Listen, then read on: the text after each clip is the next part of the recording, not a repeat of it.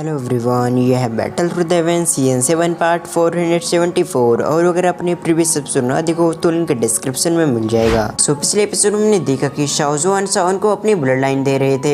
इसी दौरान उन्हें पता चला कि सावन की बॉडी के अंदर ड्रैगन फिनिक्स ब्लड लाइन पहले से मौजूद है, जो साओ क्लैन की ब्लड लाइन को सावन की बॉडी के अंदर नहीं जाने दे रही थी। इसीलिए शाओजुआन ने ब्लड लाइन को कंबाइन करने के बारे में सोचा, जिस चीज के लिए यूनिवर्स शुरुआत में तैयार नहीं होती। लेकिन सिचुएशन को समझते हुए यूनिवर्स ने अपनी ब्लड की कुछ बूंदे सावन को दे दिया, जिस वजह से सावन की बॉडी के अंदर अब 3 ब्लड लाइन आ चुकी थी। और उन ब्लड लाइन को कंबाइन करते हुए शाओजुआन को कुछ महीने हो गए, लेकिन आखिरी में वो सक्सेसफुल हो गए। ये देखकर यूनिवर्स और शाओजुआन काफी खुश हो गए थे। तो अब आ गए इस पार्ट की शुरुआत में यूनिवर्स और शाओजुआन काफी खुश हो गए थे, क्योंकि उनकी मेहनत सफल हो गई थी। तभी शाओजुआन कहते हैं ड्रैगन फिनिक्स ब्लड लाइन और गु क्लैन की ब्लड लाइन सावन की बॉडी के अंदर काफी कम मात्रा में है, लेकिन जैसे जैसे सावन पावरफुल होते जाएगा तो उसी तरह से ये दोनों ब्लड लाइन भी और पावरफुल होती जाएगी। साथ ही उस समय ये दोनों ब्लड लाइन सावन की बॉडी में पूरी तरह से फैल जाएगी। साथ ही ये ब्लड लाइन सावन को दोसेंग से ऊपर लेवल में जाने में थोड़ी बहुत मदद करेगी। और ये वही डी क्लास लेवल है जिसपे कोई भी व्यक्ति हजारों सालों से नहीं गया। ये कहने के बाद शाओजुआन यूनिट की तरफ पलटते हुए कहते हैं, तुम कुछ समय के लिए अपनी कल्टीवेशन को स्टार्ट कर दो, क्योंकि सावन की बॉडी के अंदर मेरी ब्लड लाइन तो जा चुकी है, पर अभी मेरी एनर्जी को कंज्यूम करना बाकी है। और मेरी एनर्जी को सावन काफी स्पीड से कंज्यूम नहीं कर सकता।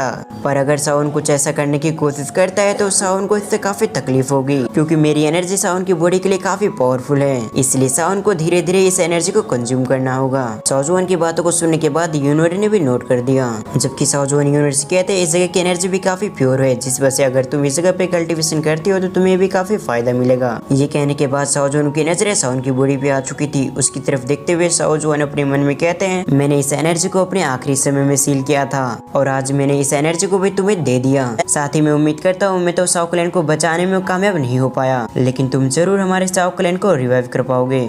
ये सोचते हुए शाओजुआन की नजरें यूनिवर्स पे आ गई, जो अभी तक अपनी कल्टीवेशन में बैठ चुकी थी। जिसे देखते हुए शाओजुआन अपने मन में कहता है, सचमुच ये लड़की सावन से काफी प्यार करती है, नहीं तो इस कल्टीवेशन की दुनिया में इतना ज्यादा कोई भी मदद नहीं करता। जबकि इस लड़की यूनिवर्स की बात की है तो इसने अब तक सावन की काफी मदद की है। इससे साफ दिखता है कि ये लड़की सावन को कितना पसंद करती होगी। ये कहते हुए शाओजुआन की स्मेल और भी बड़ी हो गई। और इसी तरह से सब कुछ अगले 1 साल तक चलता रहा, जहाँ शाओजुआन अभी भी शाओजुआन की एनर्जी को कंज्यूम करने में लगा हुआ था, जबकि यूनिवर्स भी अभी तक लगातार कल्टीवेशन कर रही थी, जिससे उसकी पावर काफी इंक्रीज हो चुकी थी। तभी यूनिवर्स अपनी कल्टीवेशन को पूरा करके सावन की तरफ देखने लगी, जहाँ शाओजुआन अभी भी उस एनर्जी को कंज्यूम कर रहा था। पर भले ही शाओजुआन की एनर्जी सावन की बॉडी के अंदर जा रही हो, लेकिन सावन की पावर एक ही जगह पर रुकी हुई थी। ये देखते हुए यूनिवर्स अपने मन में कहती है, जैसे बिग ब्रदर एंसेस्टर शाओजुआन की पूरी एनर्जी को कंज्यूम कर लेंगे तो वो उसी समय अपने लेवल को पार करेंगे। फिर डायरेक्ट हम अगले 6 महीने के बाद का सीन देखते हैं, जहाँ शाओजुआन ने पूरी एनर्जी को कंज्यूम कर लिया था। और उसी समय शाओजुआन और यूनिवर्स ने कुछ महसूस किया, जिस वजह से वो दोनों सावन की तरफ देखने लगे। जैसे उन दोनों की नजर सावन पे पड़ी, उस समय सावन की बॉडी से एक पावरफुल एनर्जी निकली, जो सीधे आसमान को टच कर रही थी।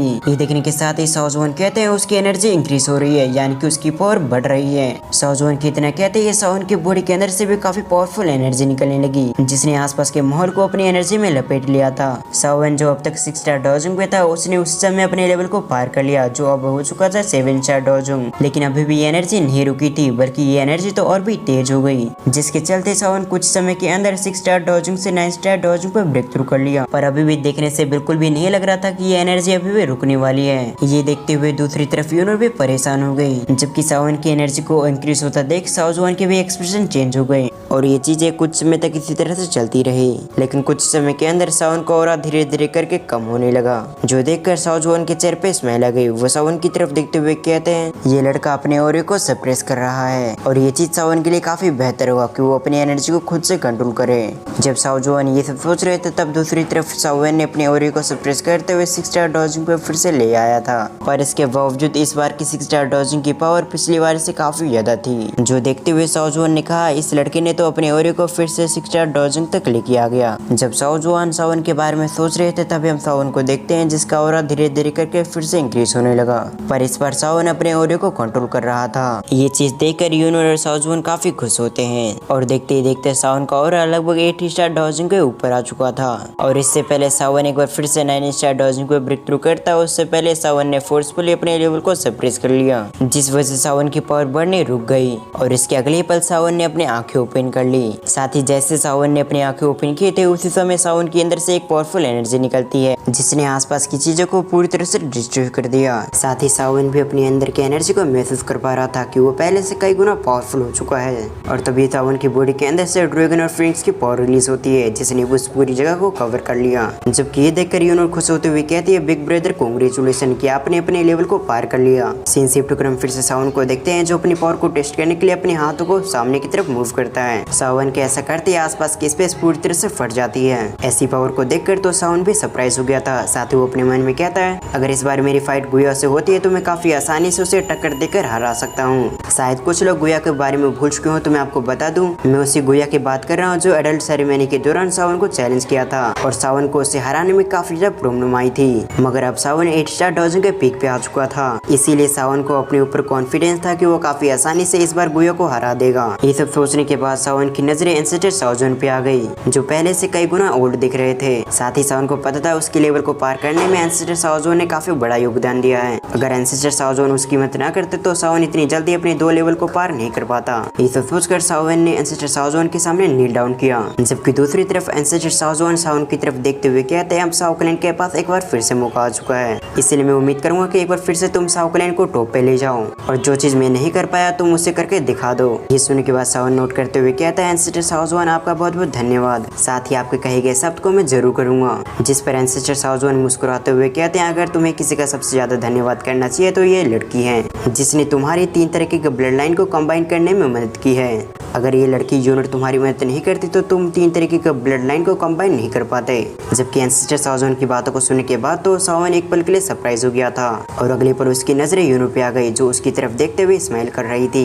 ये देखकर तो सावन के चेहरे पे भी स्माइल आ गई। इससे पहले सावन और यूनिट एक दूसरे में खोते उससे पहले एंसेस्टर साओजुन उन दोनों को इंटरप्ट करते हुए कहते हैं, सावन तुमने जो तीनों ब्लड लाइन को कंबाइन किया है उस वजह से एक नई ब्लड लाइन आ चुकी है जो तुम्हारे हार्ट के अंदर है, लेकिन वो अभी काफी कम मात्रा में है। लेकिन समय के साथ वो ब्लड लाइन तुम्हारी पूरी बॉडी के अंदर फैल जाएगी, पर तब तक के लिए तुम्हें इस ब्लड लाइन को सेव करके रखना होगा क्योंकि ये ब्लड लाइन फ्यूचर में तुम्हारे लेवल को पार करने में काफी मदद करेगी। और जैसे तुम एक बार डूडी लेवल पे पहुंच जाते हो तो हमारी साओक्लेट की ब्लड लाइन पूरी तरह से रिवाइव हो जाएगी और साथ ही हमारी ब्लड लाइन पहले से कई गुना पावरफुल हो जाएगी। एंसेस्टर साओजुन की बातों को सुनने के बाद सावन ने एक बार फिर से नोट कर दिया, मगर एंसेस्टर साओजुन के एक्सप्रेशन धीरे धीरे करके चेंज होने लगे जो देखकर तो सावन का एक्सप्रेशन भी सीरियस हो गया था। तभी एंसेस्टर साओजुन एक बार फिर से अपनी बातों को कंटिन्यू करते हुए कहते हैं, मुझे पता है तुम्हारे कई सारे दुश्मन होंगे, लेकिन सबसे ज्यादा तुम्हें हान क्लैन से सेफ रहना होगा क्योंकि ये क्लैन सबसे ज्यादा मिस्टीरियस है। इस क्लैन के बारे में हमें भी ज्यादा कुछ भी नहीं मालूम। साथ ही आने वाले समय में लगातार तुम्हें मारने की कोशिश करेंगे और अपने पावरफुल से पावरफुल एक्सपर्ट को भेजेंगे तुम्हें मारने के लिए। फिर एंसेस्टर साओजुन पास्ट के बारे में बात करते हुए कहते हैं, जब हम काफी पावरफुल थे तब भी हम हान क्लैन को नहीं हरा पाए और जहाँ तक मुझे उम्मीद है कि हान क्लैन गो क्लैन से भी थोड़ा बहुत पावरफुल है। और जहाँ तक रही हान क्लैन की ब्लड लाइन के बारे में तो हमें उसके बारे में कुछ भी नहीं पता क्योंकि हजारों सालों के अंदर गो क्लैन और बाकी सभी क्लैन की थोड़ी बहुत ब्लड लाइन की पावर नीचे गिरी है, जबकि हान क्लैन की ब्लड लाइन तो पहले जैसी है और हान क्लैन की ब्लड लाइन अभी भी पहले जैसी कैसे ये हमें बिल्कुल भी नहीं पता। दूसरी तरफ एंसेस्टर साओजुन की बातों को सुनने के बाद तो सावन और यूनिट पूरी तरह से सरप्राइज हो गए थे, खासकर यूनिट क्योंकि उसे पता था कि उसके गो क्लैन कितनी पावरफुल है। साथ ही यूनिट याद करते हैं गो क्लैन और हान क्लैन में कई बार फाइट हुई है मगर ज्यादातर फाइट हान क्लैन ने जीती है, पर इसके बावजूद यूनिट इस बात पर बिल्कुल भी बिलीव नहीं कर पा रही थी कि हान क्लैन गो क्लैन से भी ज्यादा पावरफुल है। इधर एंसेस्टर साओजुन की नजरें भी यूनिट पे आ चुकी थी। वो उसकी तरफ देखते हुए कहते हैं, मुझे मालूम है तुम्हारा गो क्लैन काफी स्टेबल और काफी पावरफुल है, लेकिन जब भी हान क्लैन की हिस्ट्री के बारे में आती है तो इस कॉन्टिनेंट में बहुत ही ऐसे कम लोग होंगे जिन्हें हान क्लैन के बारे में पता होगा, इसीलिए हान क्लैन के बारे में पता लगाना बहुत मुश्किल है। ये कहते हुए साओजुन की नजरें सावन पे आ गई। फिर एंसेस्टर साओजुन सावन की तरफ देखते हुए कहते हैं, सबसे ज्यादा तुम्हें सेफ रहना होगा जब तक तुम दौसिंग क्लास तक ना पहुंच जाओ। साथ ही तुम्हारे पास जो जेट पेंडेंट है उसे भी संभाल के रखना। जिस पर सावन साओजुन से कहता है, मैं आपकी हर बात को याद रखूंगा, साथ ही हान क्लैन से अपने आप को और जेट पेंडेंट को सेफ रखूंगा और जहाँ तक रही हमारे साओ क्लैन की बात तो मैं उसे भी फ्यूचर में जरूर रिवाइव करूंगा। और इसी सीन के साथ हमारा ये पार्ट यहीं पर एंड होता है। आपको ये वीडियो कैसी लगी आप मुझे कमेंट करके जरूर बताएं और अगर आप इस सीरीज का नेक्स्ट पार्ट देखना चाहते हैं तो इस वीडियो पे 1K लाइक कंप्लीट करें। तो वीडियो को फुल वॉच करने के लिए थैंक्स फॉर वॉचिंग।